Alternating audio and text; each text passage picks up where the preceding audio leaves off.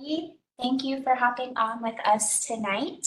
My name is Allison France. I'm an air quality planner here at DEQ, and I'll be guiding us through this meeting tonight.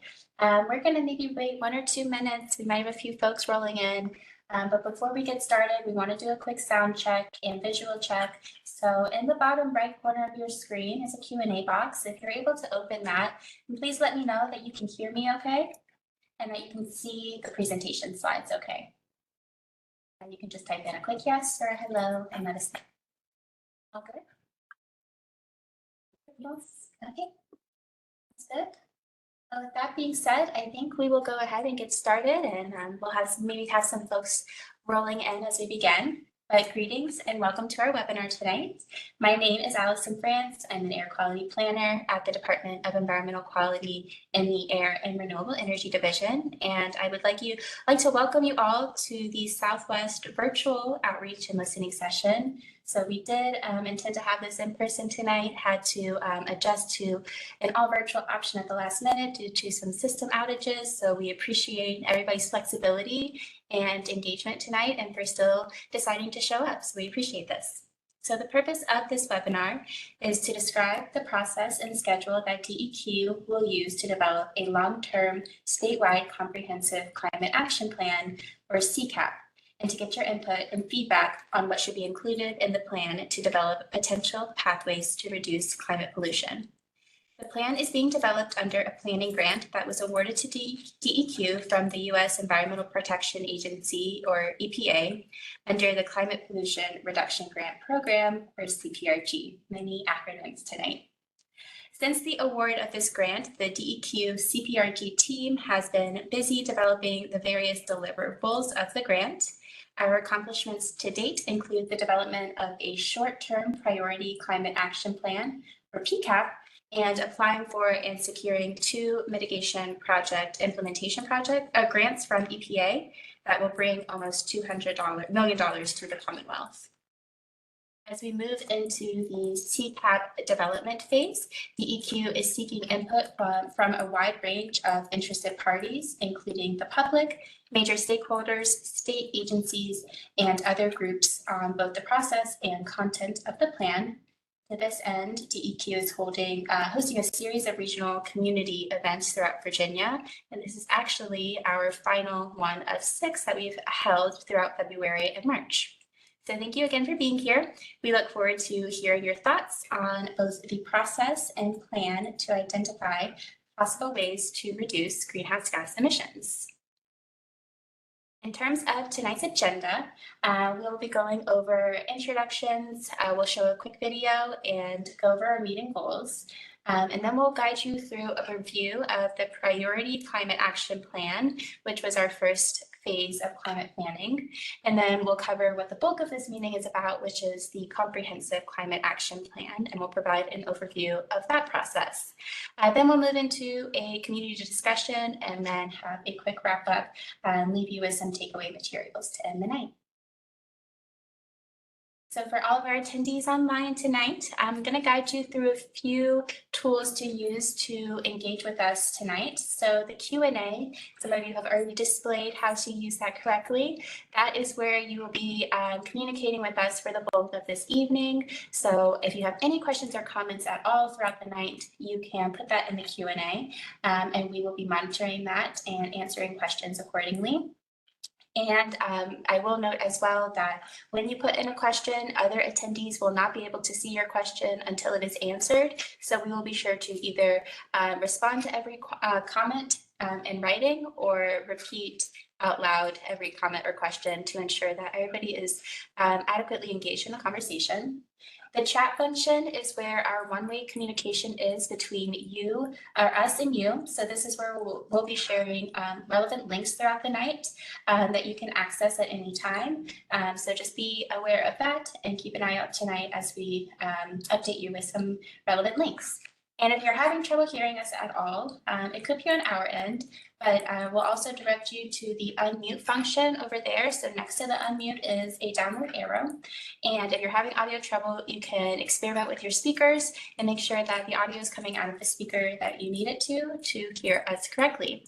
And as always, because we are monitoring the chat all night or the Q&A box, if you're having any troubles with accessibility or have any clarifying questions, please do let us know and we'll be able to address that accordingly. Okay, now we'll get started with a quick video.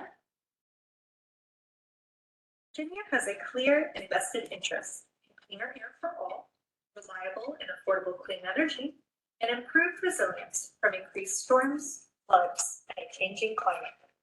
The Virginia Department of Environmental Quality is taking steps to meet these challenges through a climate pollution reduction grant from the U.S. Environmental Protection Agency. This grant consists of two parts: climate action planning and implementation projects. In March 2024, DEQ released the Virginia Priority Climate Action Plan. This plan identified innovative and high-impact projects to reduce greenhouse gas emissions over 5 years. DEQ based the plan on the 2020 greenhouse gas inventory and input from Virginia communities, stakeholders, and the public. Now, as part of the second part in this process, DEQ will build off the shorter-term plan by developing a comprehensive climate action plan. This is a longer-term statewide plan that will identify and evaluate potential actions to further reduce greenhouse gas emissions over 25 years. This plan will also look at existing goals and requirements for reducing climate pollution. In July 2024, the EPA awarded Virginia almost $200 million worth of funding for projects to reduce methane emissions and enhance Virginia's natural habitats. Now you may ask, how does this impact me? Cleaner air is good for everyone. Reducing extreme climate impacts such as floods and storms also helps us have a better overall quality of life. Now, DEQ wants to hear from you. Who wants to understand how your community goals might align with efforts to reduce climate pollution by 2050. There are many sectors to consider when addressing climate pollution. Let's look at each one. Transportation, industry, electric power, buildings, waste and wastewater, agriculture, and forestry and natural lands. So, what are the climate pollution challenges in your community? And how can that information be used to develop solutions to help your community and communities across Virginia? You can share your thoughts on reducing climate pollution in Virginia through the updated DEQ Community Survey. Scan the QR code or visit this link to provide your input today. For more information on the Climate Pollution Reduction Grant and to view any upcoming events, visit deq.virginia.gov/CPRG or email our team at cprg@deq.virginia.gov. Let's work together to protect and improve air quality for the well-being of all Virginians.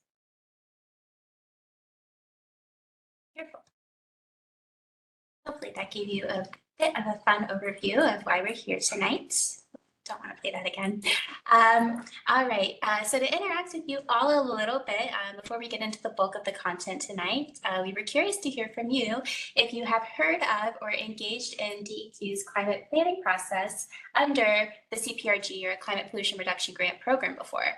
And if you're interested in participating in this little active poll that we have, you can either go to slido.com and type in our meeting code number, or you can scan that QR code with your phone and you can say which one you have engaged with. If this is maybe your first time engaging with us, you're maybe somewhat familiar but have not attended an official meeting before, or perhaps you are very thoroughly engaged with DEQ and CPRG through other meetings or webinars that we've hosted before. So we'll be able to see your results pop up, and we'll just give this a minute or two. We won't spend too long on this, but just a fun way to see where everybody's at tonight.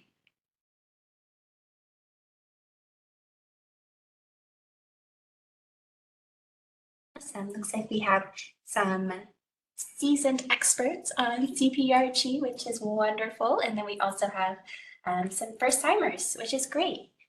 Some middle of the road folks as well. So welcome everyone alike.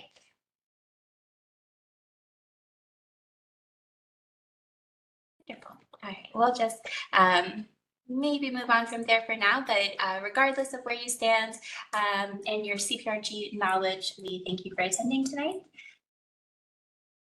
So in terms of our meeting goals, ultimately, we are hosting this webinar to gain local feedback on potential climate actions to be included in the development of Virginia's Comprehensive Climate Action Plan, or CCAP. We'll be referring to it as the CCAP through most of the night, and we'll try and keep our acronyms at a minimum.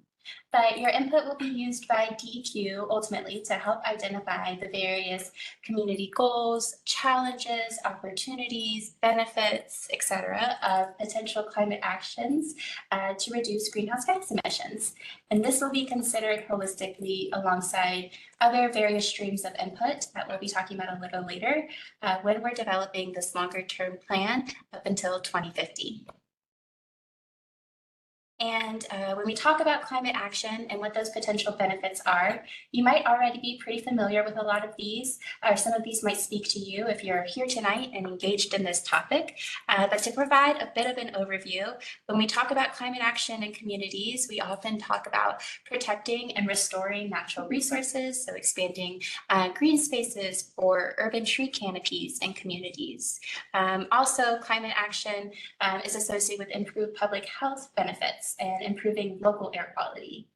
And there are also economic benefits to climate action, such as enhancing the energy efficiency of residential or commercial homes and buildings and saving on your electric bill.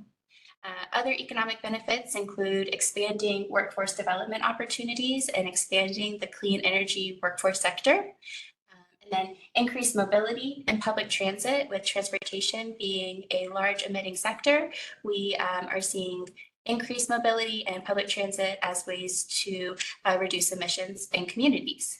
And then often when we talk about climate change and climate action, we often first associate this with weather impacts. So reducing risks from extreme weather. So we see flooding and extreme heat specifically in Virginia. And with that being said, I'm going to pass it over to my colleague, Ava Levain, to walk you through the PCAP planning process.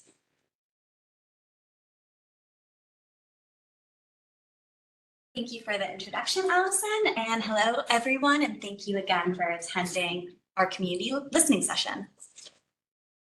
My name is Ava Levain, and I've been on DEQ's CPRG team for a year and a half as DEQ's greenhouse gas inventory specialist. I'm excited to share an overview of our priority climate action plan, or PCAP process, and just some of our conclusions from that.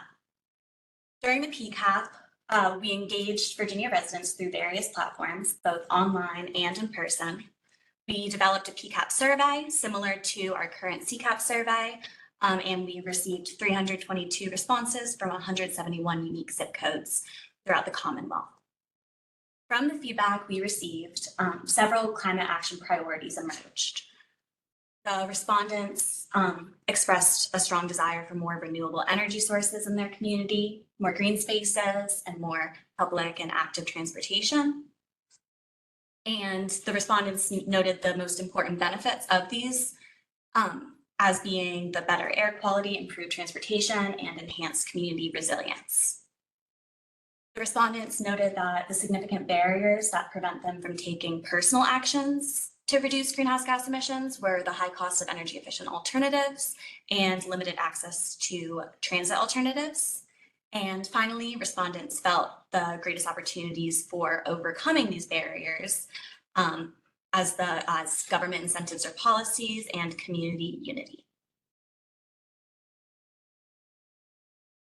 In the PCAP, we developed 10 priority measures aimed at reducing greenhouse gas emissions. I'll give an example of these measures by sector. So for the transportation sector, the vehicle electrification and use of low carbon fuels. For the building sector, energy efficiency improvements in homes, businesses, and institutions. For the industrial sector, use of low carbon materials in industrial processes and manufacturing. In the electric power sector, the use of low emitting and reliable power sources. For natural and working lands, protection and restoration of forests, agricultural lands, wetlands, and other high carbon landscapes. And finally, for the waste and wastewater sector, capturing methane emissions from landfills or water treatment facilities. Now I will discuss Virginia's comprehensive greenhouse gas inventory by sector. Inventories are crucial for any air quality plan as they provide a baseline understanding of our current and past emissions. Virginia's greenhouse gas inventories are developed using EPA's state inventory tool and encompass all sectors and greenhouse gases, including carbon dioxide, methane, fluorinated gases, and nitrous oxide. But for the sake of simplicity, in this table, all of these values are represented in million metric tons of carbon dioxide equivalent. For the development of the inventory, 2021 was the most recent year available in EPA's state inventory tool. So that is the baseline for our CCAP. In 2021, Virginia emitted approximately 146 million metric tons of carbon dioxide equivalent. And some key takeaways from this are that transportation is obviously the largest sector in Virginia, and it accounts for over a third of all of our greenhouse gas emissions, and personal vehicles are actually responsible for over half of those transportation emissions. Electric power is the second most emitting sector in Virginia, and that includes the emissions from electricity generation at power plants. And industry is the third most emitting sector, which reflects Virginia's industry-heavy landscape. Another important sector to address is the natural land sector, which, as you can see, sequesters about 36% of our gross greenhouse gas emissions. And this includes forests, grasslands, wetlands, urban trees, and other natural lands, and includes my backdrop, which is Breaks Interstate State Park. So although we couldn't physically be in Southwest Virginia right now, we are appreciating it. And yes, so that emphasizes the need for us to address natural lands in addition to addressing the protection of natural lands, in addition to addressing the human-caused emissions from the other sectors. And this shows Virginia's greenhouse gas emission trends from 2005 through 2021. Since 2005, net greenhouse gas emissions, which includes both greenhouse gas emissions and sinks, have decreased by 26%. The largest decrease in these emissions was due to fuel shifting, although there were also moderate decreases in emissions with all of the other emitting sectors.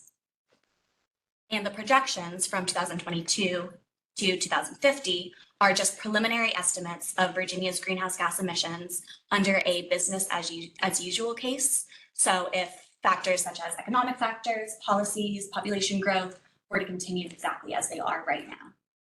As part of the CCAP deliverable, DEQ and our contractor, we are modeling Virginia-specific emission projections by policies and by sectors, which will predict future emissions under various scenarios in a more concise way. And that concludes my portion of the presentation. So please let me know if you have any questions or comments. We have one question. What is the definition of industry and how does that compare to commercial energy?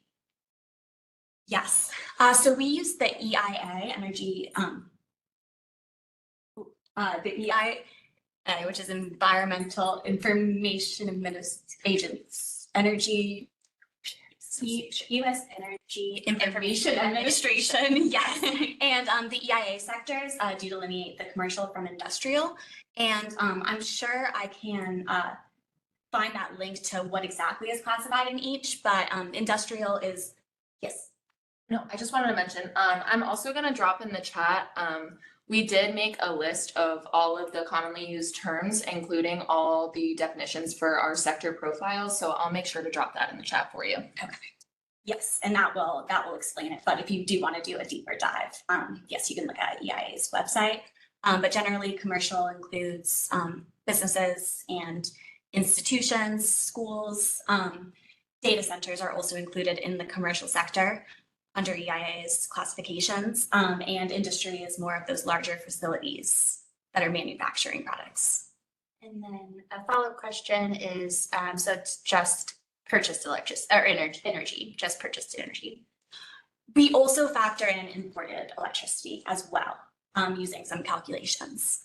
And if you would like a follow-up, just let me know and I'm happy to send you an email.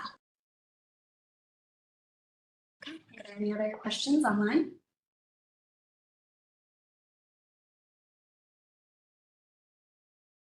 Okay, well then I'll pass it on over to Julia to share some information about our current comprehensive climate action plan work. Thank you.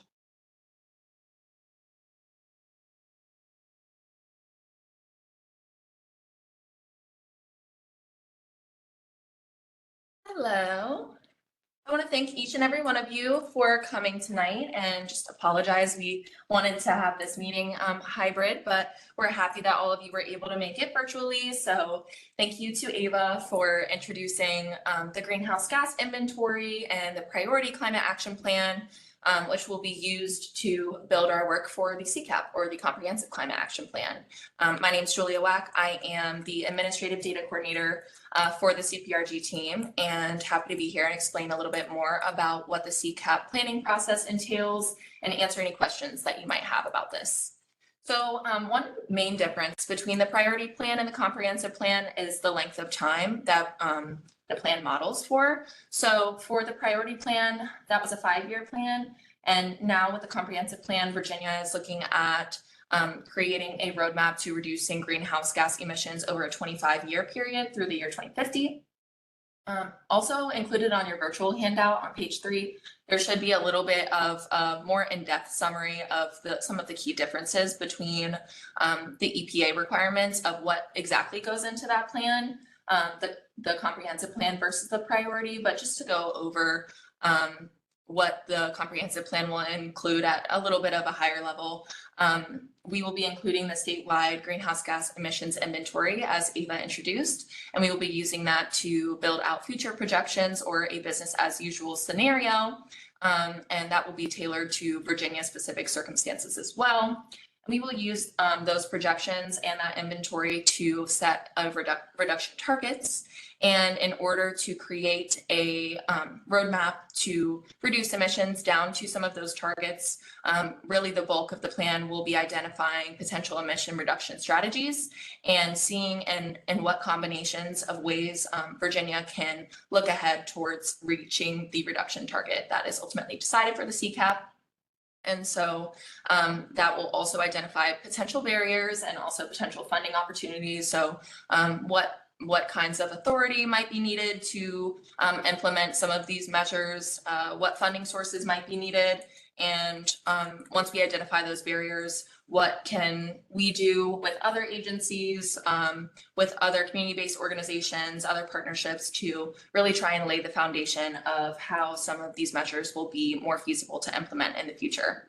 And some of those analyses are also going to be a little bit more in depth in the priority plan. So not only looking at reducing carbon pollution, but looking at co-pollutants. So how will there be an overall increase in air quality when we're reducing carbon emissions, looking at particulate matter and ozone and other hazardous air pollutants, how those will be reduced and how that will be beneficial across the state. Also doing a comprehensive workforce analysis, which our subcontractor, Flip Inc. is going to be helping us with. They have a lot of experience working in the clean energy space. So looking at where those opportunities currently exist in the state and where there are gaps in those opportunities and trying to ensure that there's a just transition for fossil fuel workers looking towards transitioning away from those carbon heavy energy generation sources and looking at clean energy futures and how exactly we can make that more feasible as well.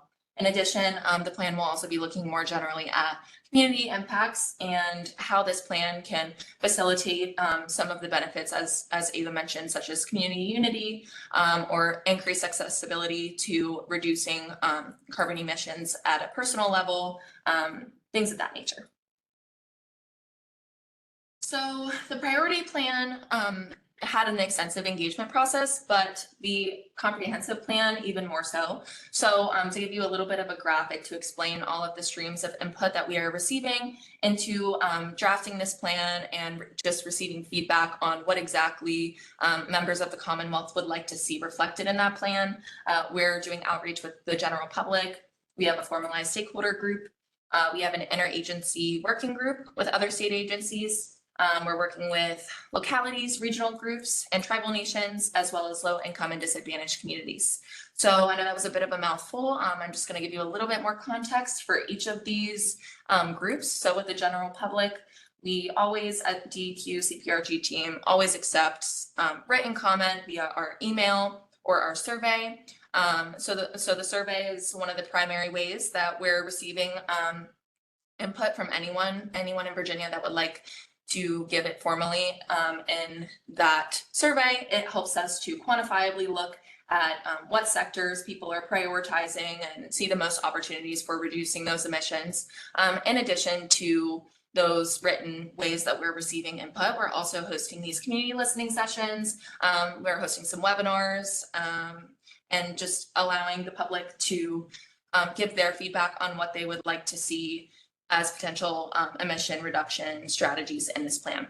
In addition, we have organized a formalized stakeholder group with 34 member organizations that represent key economic sectors across the state. So this includes utilities, environmental organizations, agricultural organizations, community-based organizations representing low-income and disadvantaged communities, and several other groups, but I might just ask one of my colleagues if they can just go ahead and drop the full list in the chat in case you're curious and want to see what some of those organizations are. That is publicly available on our website, and we will drop it here as well, just in case you would like to click and just take a quick look. Our interagency working group similarly looks at what areas would be involved in a climate planning effort. So it's not just going to be an environmental state agency. We're also working with health, Virginia Department of Health, and other key state agencies that would potentially have the authority to implement some of these measures, such as, in the waste space, the conservation space, recreation, things of that nature. So starting to just fill other state agencies in on exactly what this climate planning effort entails, learn about what they're currently doing, if they have any programming that's geared towards reducing climate pollution, and seeing how we might be able to leverage our efforts, their efforts, create more partnerships to potentially facilitate some of these measures that will be identified in the plan. In addition, there are also some regional groups that did receive planning grants, as well as a tribal nation in the state of Virginia. So Plan RVA is working with the Richmond Metropolitan Statistical Area. Metropolitan Washington Council of Governments received a planning grant for the Washington area, and Hampton Roads received a planning grant for the Hampton Roads Planning District Commission. So all three of those groups are doing regional outreach. So we are in coordination with them, learning more about what their engagement processes look like, and staying in communication so that we can ensure that we're not overlapping on those efforts, but also in that same sense, just making sure that we're able to take their takeaways and their boots on the ground work with their communities and reflect that in our final plan.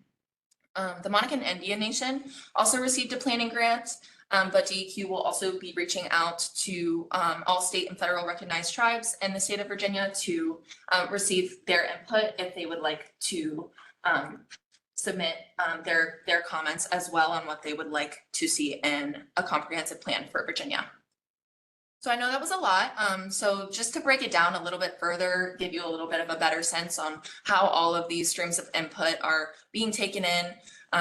Here's our timeline for you. So we started our planning process in October with some webinars, just making anyone who is interested just aware of this planning effort, and that we're moving from the priority plan towards building a comprehensive plan. And in November and December, we had our first two stakeholder group meetings. So we are continuing that stakeholder group through March. So we'll have our final meeting this month. We're in the process of doing community listening sessions.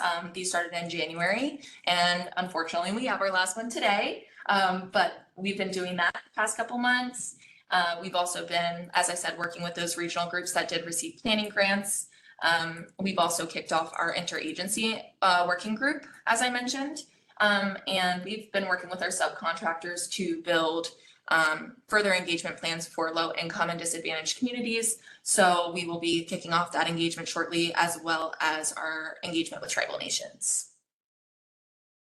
Looking ahead, after this engagement period in the spring, we will be pausing to begin drafting a comprehensive climate action plan during the summertime, May, June timeframe. And then we come back with a draft version of the plan in the fall to present to the public and all of these streams of input that we have been reaching out to during the spring to get their input on how they feel about the plan. Then we will take in those comments, review them, implement those revisions to the best of our ability. That plan will then undergo administrative approvals, and then it will be submitted to the Environmental Protection Agency in December of this year. So I know that was a lot of information. If you have any questions about the comprehensive plan, the priority plan, the engagement process or timeline, please just feel free to drop those in the chat and I will answer those to the best of my ability.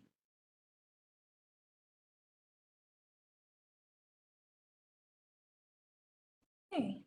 I'll just wait one more minute, but I'm not really seeing any more questions. Just to give you a little bit of background on what's coming up next. Allison will be coming back and she will be facilitating a community discussion for us to gather your insight. We really appreciate your time and sitting with us through this mouthful of a presentation. We just wanted to make you aware of everything that we've been doing with the comprehensive plan, and we just appreciate you all being here. So with that, I will pass it back off to Allison.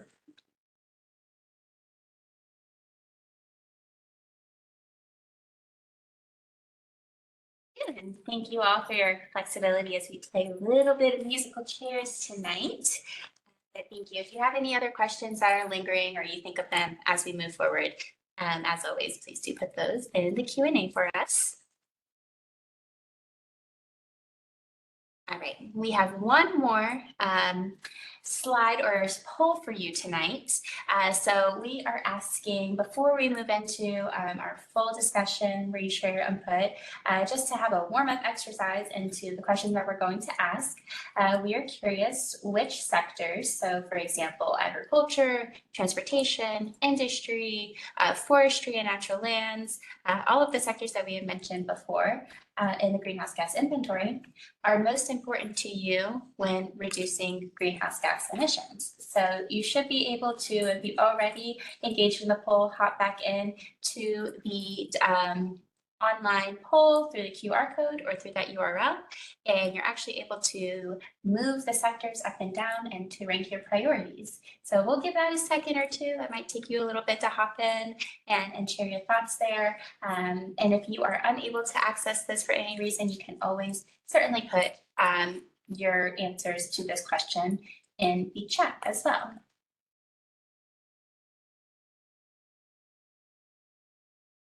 Seeing healthcare also come up as a very relevant industry when we talk about reducing greenhouse gas emissions. If you want to also share that, if not, that's okay. We don't want to make this too challenging for you all tonight with the technology. So if this is not an accessible option for you all, we can certainly just continue this conversation in the chat as well. Not seeing any input there, so we'll move on. Oh, actually, we do have one. Thank you so much. It might have just taken a second to roll in for us. Yes, absolutely. Seeing transportation come in at number 1, which makes a lot of sense given that that is our largest emitting sector in Virginia. Industry being a number 2. And then we see moving on from there, electric power at 3, waste and wastewater coming in at 4, and then forestry and natural land, followed by an even last 3, agriculture, commercial, and residential buildings. Great, thank you so much. This is a fun way to share your input. This exact question is actually asked in our CCAP community survey, which we'll be sharing a link to. And this is where you are able to continue to provide your input. So if you want to have your reflections of this comment recorded in full, you can share that input again on the CCAP community survey.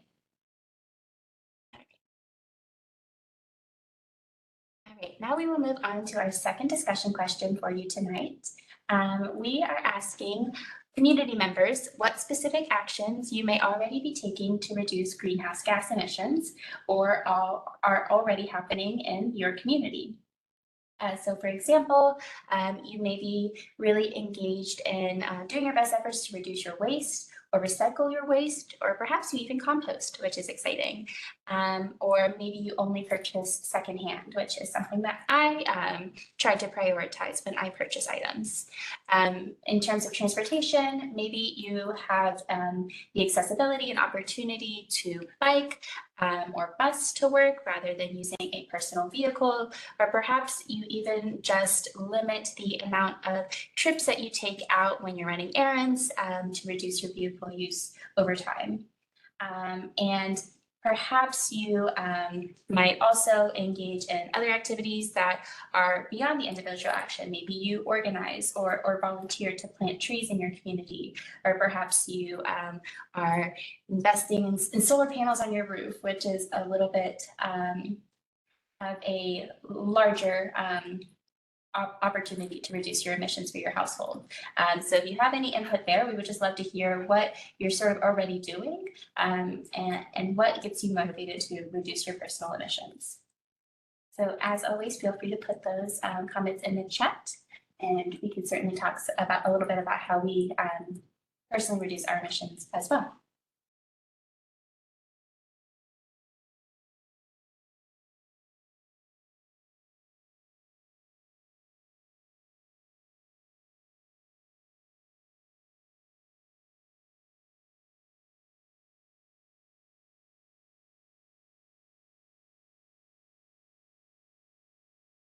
Well, thank you. If you have any further questions about this or comments, this is also a question in our survey. Actually, all of the questions that we're asking tonight will be part of our survey. And so you will be able to, if you want to think about this question a little bit more, you'll be able to reflect on it and then share your input in the survey as well. All right, wonderful. Let me see, perhaps already improving infrastructure to increase energy efficiency, but also identifying that as a community need for large emitters across Virginia. For sharing. So our next question, number 3, we would love to hear from you. What barriers might be preventing you or your community from reducing greenhouse gas emissions? So this can be looking at the smaller scale.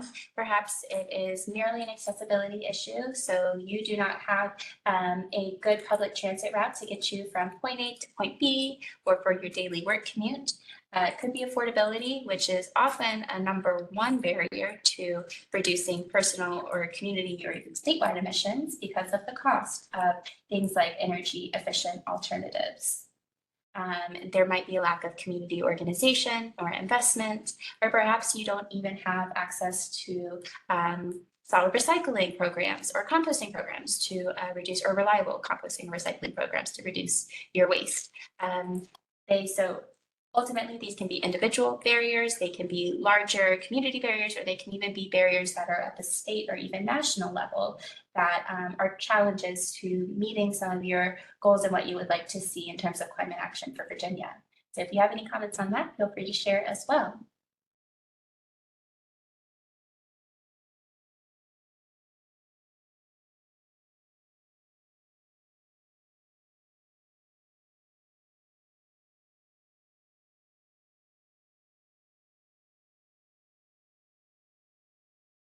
Just a second. Again, as we mentioned, this will be in our survey. And so if you feel that you want to best contribute your written input in that way, more than encouraged, and you're able to share your input that way as well. We can talk a little bit about our some of the barriers that we've seen in our communities as well to maybe engage in that conversation. So we are based out of Richmond, Virginia, and something that me personally, that I'm able to benefit from is transportation, because we do have a public transit option with buses. So I am very fortunate to be able to live in a commuting distance where I'm able to use the bus every single day to get to work. But if I am wanting to access places further outside of the city, I would hope to see more accessible transit routes. more reliable transit routes would be very beneficial for me and my community. And seeing transitions for transportation to clean fleets. So that's something that we've heard from community members also before with our community listening sessions. And that's one form of input that we've been hearing from the transportation sector.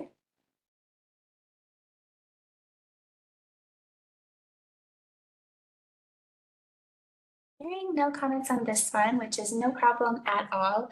We understand that these are often really large and heavy questions, and they discussing some of these barriers is challenging because we often don't always have an immediate solution or understand that solutions to barriers come at high costs or require long-term implementation to get to these goals. And so part of this plan is to really truly act as a roadmap to identifying the barriers specifically for Virginia and understanding what our emissions are and how we can get to various emission reduction goals through implementation measures across sectors, and what are the social and economic costs of those goals, of those measures to meet those goals. All right, we'll move on to our fourth question for you all tonight. And so we are asking, what specific emission reduction measures do you wish were in place in your community or for DEQ to consider in the CCAP? So this is our big picture question. This is truly what encapsulates the CCAP, and this is the largest reflection of community values for the CCAP, identifying these emission reduction measures. So for examples of this, we talk about personal benefits or activities to reduce emissions. We talk about the barriers to engaging in those activities, and then what are the measures, themes, or actions that can be taken to invest in climate pollution reduction strategies for Virginia. So that looks like implementing recycling and composting programs to perhaps reduce landfill waste. Protecting and restoring green spaces and tree canopies is another one. That's certainly something that living in an urban area such as we do, we would appreciate more of, and seeing those investments made in our community to reduce emissions. Also, in something like improving the energy efficiency of residential and commercial buildings. Residential buildings, we can see energy efficiency incentives for both homeowners and renters alike, putting solar panels on larger buildings in cities to make use of the space of the real estate that is available to us to transition to clean power. We've talked a little bit about transportation tonight. It's always usually a hot topic, by expanding electric vehicle charging infrastructure, perhaps in rural states or rural areas of the state as well. And implementing solar on rooftops, parking garages, and parking lots. That sort of goes hand in hand with some of the energy efficiency measures for buildings. And then larger funding and supporting for expanded public transit, which is something I've touched on. So we're here as well. So addressing coal particulate situations. So looking at those co-pollutants of greenhouse gases, specifically in the Newport News area, which is a public health issue. So when we talk about coal particulate matter, we see advanced cases of asthma or lung disease in those communities as well. So looking at the public health impacts of various co-pollutants with greenhouse gases. Absolutely. Thank you for sharing.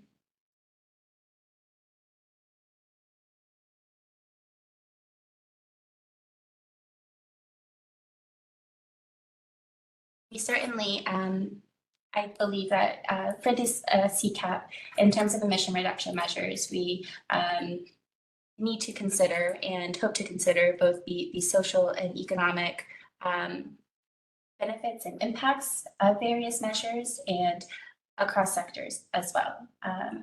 And so certainly looking at the most cost-effective sort of bang for your buck measures is part of this, and then also how to ensure that sort of nobody is really left behind in this green energy transition for communities as a whole. Yeah. any other comments on this, feel free to share them in the chat as well. We do have one more question for you all tonight, so we'll move into that one. But please, as always, feel free to share your input in the Q&A.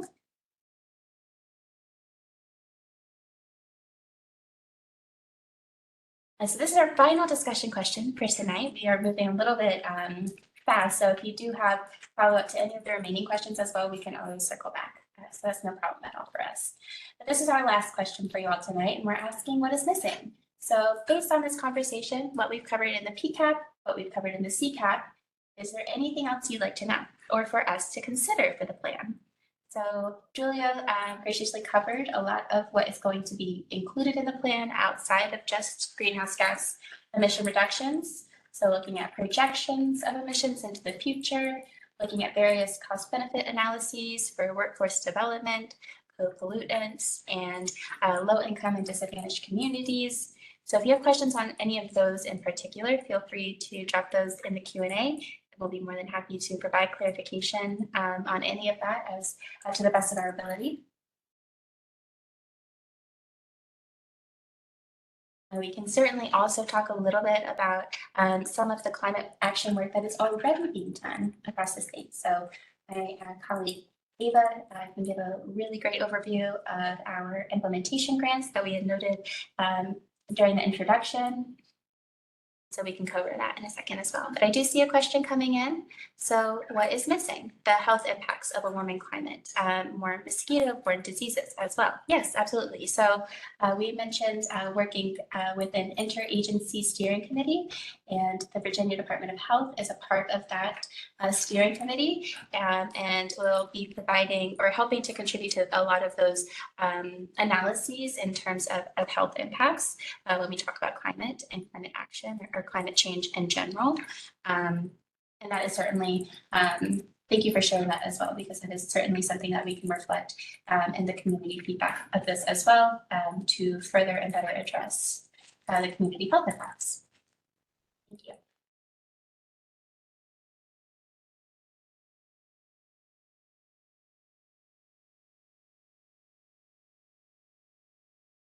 When we talk a lot about climate, often this conversation tonight has been focused on individual and community action, but we often like to provide a little bit of climate optimism as well for you all to just share some of the work that is already being done or going to be done in the future that is part of this plan or will be considered as part of this plan to get Virginia on track to meeting emission reduction goals that have been set. And so to share a little bit about that and the work that DEQ has received funding for under the EPA, I'll pass over to Ava to maybe provide us a little bit of an overview of our implementation projects. I would love to brag about our implementation grant projects. Virginia was awarded about $197 million under this grant program and implementation grant funds. There were over 300 applications submitted under the CPRG implementation grant portion, and these were from states, territories, tribes, municipalities, localities, you name it, over 300, and only 25 were selected, and Virginia was very lucky to have been granted 2 of those 25. The first one is a multi-state coalition, and it's led by North Carolina Department of Natural and Cultural Resources, and it includes North Carolina, South Carolina, Maryland, and Virginia, with some funding also going to the Nature Conservancy.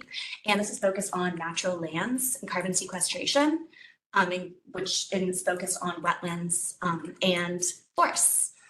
So under that grant, Virginia DEQ is granted $50 million, and we will be implementing 10 carbon sequestration projects. 8 of these will be implemented by Virginia's Department of Wildlife Resources. And one of these will be implemented by the Port of Virginia for a carbon sequestration project. And the last one is a tribal set aside, which we are planning currently, and will give funds to state or federally recognized tribes. The Nature Conservancy was also awarded funds to implement projects in Virginia. So they were awarded $47 million for their implementation projects in Virginia. So we're excited for that to also be brought to our Commonwealth. And our other application that was awarded is called Methane Reduction Projects in Virginia. This is a $100 million grant program just to Virginia DEQ in a coalition with Virginia Department of Energy. And the majority of this grant, $80 million of it, will be subawarded to the Virginia Department of Energy to implement a coal mine methane capture and beneficial reuse program in Southwest Virginia. So very fitting. And so the RFI is the next step of this. So if you sign up for our CPRG bulletin, which I'm sure one of my colleagues can drop in the chat, you will get all of our updates, including when our implementation grant projects are really kicking off. And those will be implemented over the course of 5 years. And the other $20 million as part of the methane reduction projects grant is going to DEQ, and $10 million of that is going to be awarded to our land division to implement landfill methane capture and beneficial reuse, and $10 million will be granted to our Office of Pollution Prevention for food rescue and composting programs in colleges, universities, and state agencies across the Commonwealth. So we are very excited for these to be implemented, and we're very happy to be able to create this climate action plan and also be implementing projects. All right. So pass it back over to you. Wonderful.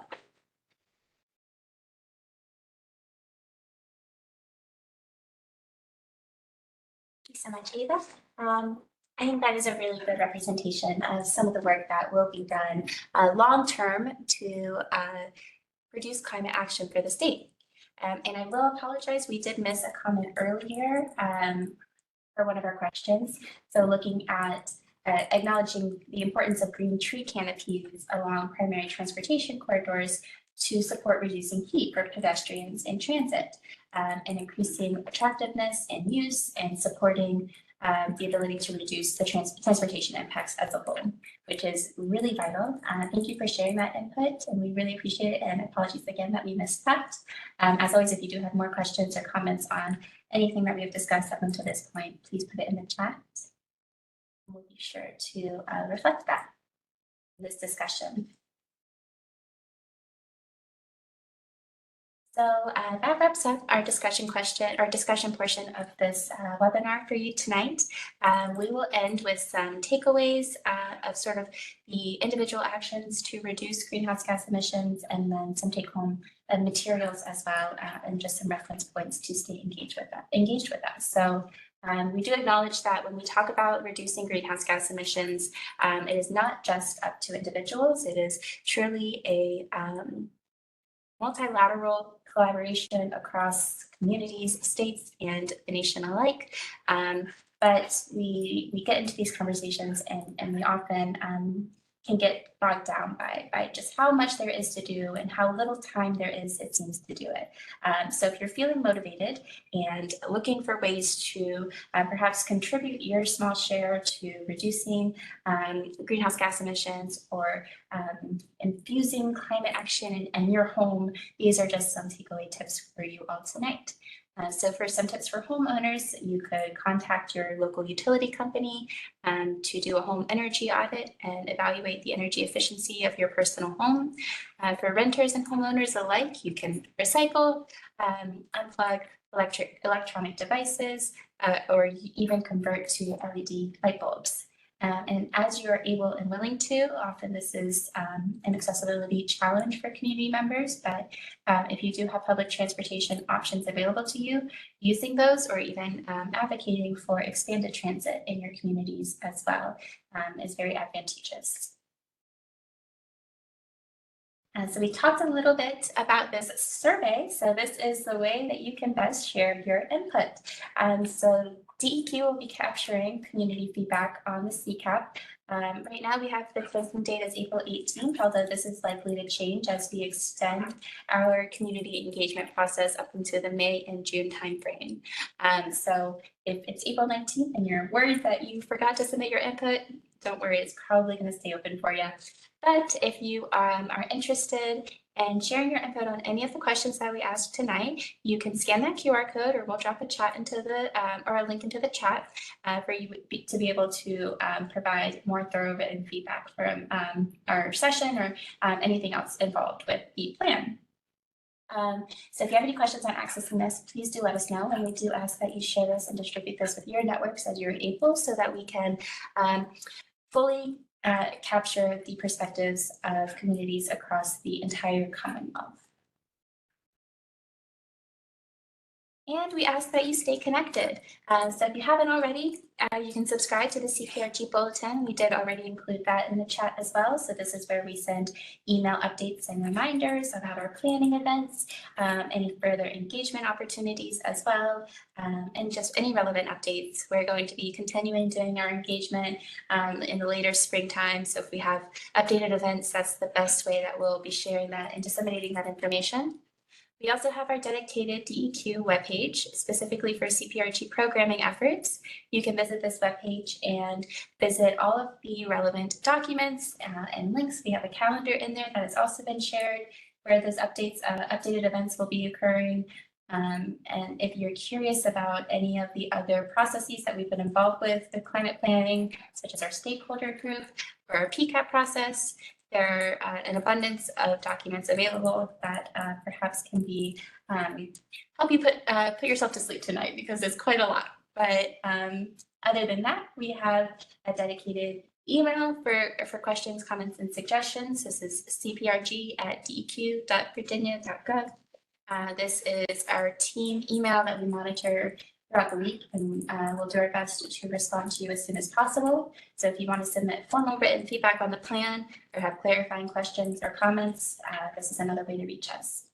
And finally, this is our final way to share input or reach us. This is our post-meeting feedback form. So this is different from the CCAP community survey. This is a survey specifically for tonight's session. So if you have input on what you enjoyed with this presentation, what was beneficial to you, or what you think we could be doing better, and if you have any advice on how to improve our engagement processes, we would love to hear it. So please do share your feedback with this feedback form, and we will use that input to improve our engagement processes in the future.